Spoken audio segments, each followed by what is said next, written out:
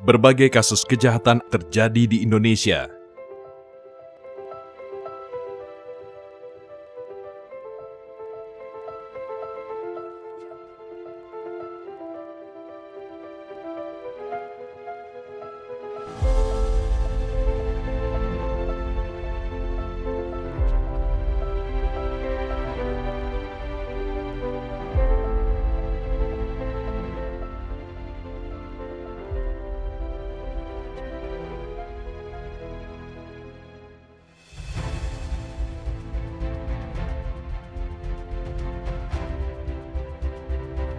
Salah satu alasan pelaku melakukan kejahatan adalah karena mereka bisa menikmati hasil kejahatannya dengan leluasa. Hal ini dilakukan melalui pencucian uang, yakni upaya menyamarkan uang hasil dari tindak pidana sehingga tampak sebagai harta kekayaan yang sah. Pencucian uang biasanya diawali dengan penempatan uang hasil kejahatan ke sistem keuangan, lalu uang yang sudah masuk ke dalam sistem keuangan tersebut dipecah dan dipindahkan ke berbagai instrumen keuangan. Pada akhirnya, dana hasil kejahatan tersebut menjadi samar dan seolah tampak seperti harta kekayaan yang sah, dan kemudian uang hasil kejahatan tersebut dapat dinikmati.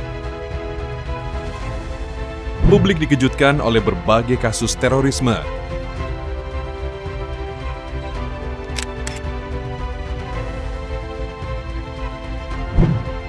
Selain itu, di dunia ini juga terdapat ancaman berupa pengembangan atau biasa disebut proliferasi senjata pemusnah massal.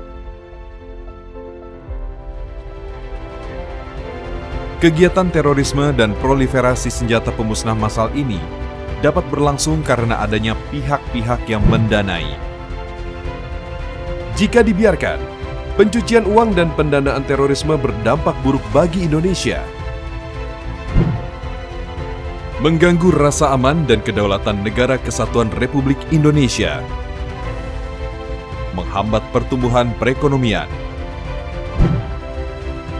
mengganggu stabilitas dan integritas sistem keuangan Indonesia.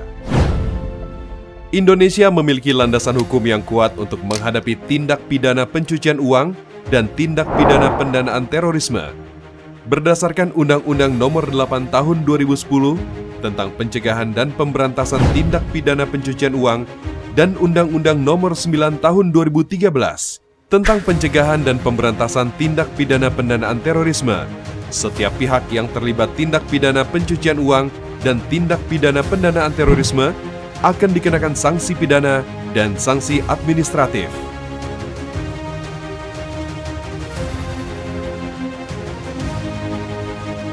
Masyarakat juga perlu berhati-hati dan memahami adanya potensi menjadi pelaku pasif apabila menerima atau menguasai penempatan, pentransferan, pembayaran, hibah, sumbangan, penitipan, penukaran dari dana kejahatan, namun tidak memberikan informasi ke pihak berwenang.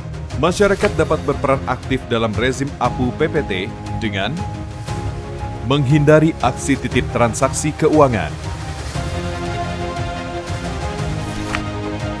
menjaga identitas pribadi agar tidak disalahgunakan untuk bertransaksi oleh pihak yang tidak bertanggung jawab,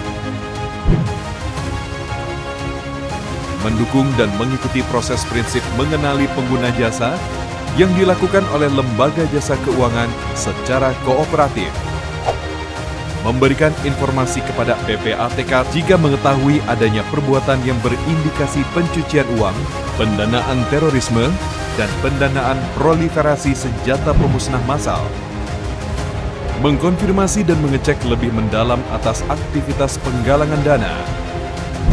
Rezim anti pencucian uang dan pencegahan pendanaan terorisme atau APU PPT Indonesia ada untuk mencegah dan memberantas tindak pidana pencucian uang, pendanaan terorisme, dan pendanaan proliferasi senjata pemusnah massal, serta untuk melindungi masyarakat. OJK sebagai lembaga pengawas dan pengatur sektor jasa keuangan terus bekerja meningkatkan efektivitas penerapan program APU PPT. Sektor jasa keuangan dan masyarakat menjadi garda terdepan yang harus selalu awas dan peduli. Mari Perkuat rezim APU PPT di Indonesia.